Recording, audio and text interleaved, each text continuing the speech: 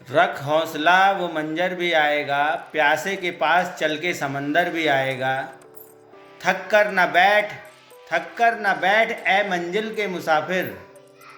थक कर न बैठ ए मंजिल के मुसाफिर। मंजिल भी मिलेगी और मिलने का मज़ा भी आएगा। मंजिल भी मिलेगी और मिलने का मज़ा भी आएगा। नमस्कार दोस्तों, मैं कृष्णकांत शुक्ला आपका अपने चैनल में हार्दिक स्वागत करता हूँ। आपने एक जीवन में एक सच्चाई सुनी होगी कि संघर्ष के बाद ही हमारे अंदर निखार आता है। कहते हैं कि सोना जितना भी तपता है उतना ही कीमती और चमकीला हो जाता है। जीवन भी ऐसा ही कुछ है।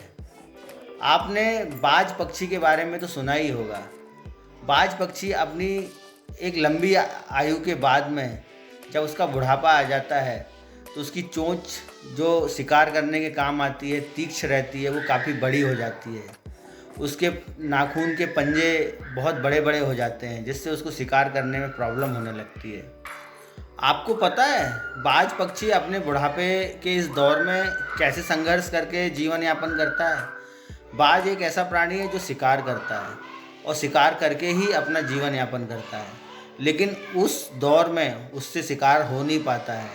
उसकी चोंच से शिकार भेद नहीं पाता है। पंजों में उसकी पकड़ कमज़ोर हो जाती है। पंख उसके इतने भारी हो जाते हैं कि हवा में ऊपर आसमान में उड़ नहीं पाता है, क्योंकि बाज बहुत ही ऊंचाई पर उड़ता है और उस ऊंचाई से उसकी दृष्टि तीक्ष्ण होती है। आके सीधा ऊपर से नीचे आता है, अपने शिकार को पकड़ता है और चला जाता है। शोध में ये पाया गया है कि लगभग 32 वर्ष की आयु के बाद में बाज के पंख काफ़ी भारी हो जाते हैं, नाखून बड़े बड़े हो जाते हैं, चोंच काफ़ी हैवी हो जाती है और वो अपना शिकार करने में असमर्थ हो जाता है। पता है आपको बाज क्या करता है अपने अपने जीवन के सर्वाइवल के लिए? क्योंकि उसकी आयु तो लगभग 100 वर्ष की होती है।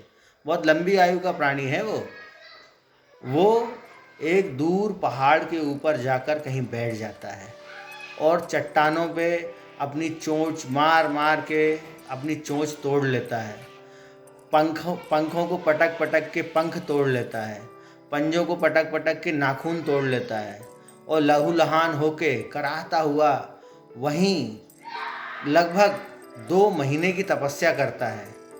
भूखा प्यासा इंतज़ार करता रहता है अपने नए नाखून के उगने का, अपने नए पंखों के उगने का, अपनी नई चोंच के आने का।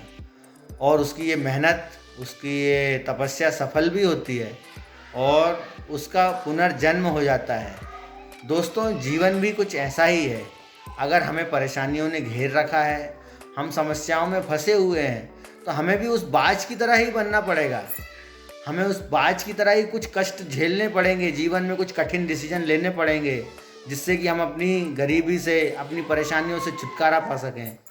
और अपनी हिम्मत को हमको नहीं हारना है। यही जीवन की सच्चाई है। उस बाज की तरह ही हमें जीवन में संघर्ष करना पड़ेगा। इसी के साथ ये कहानी, ये संदेश मैं यही समाप्त करता हूँ। आशा करता हूँ आप सबको मेरे ब्लॉग बहुत पसंद आ रहे होंगे। आप सबके जो कमेंट्स आ रहे हैं उसके लिए बहुत बहुत शुक्रिया। और आप मेरी वेबसाइट पे भी विजिट कर सकते हैं www.mindpowerforlife.com। और इसी के साथ हम फिर मिलेंगे। Bye bye, take care.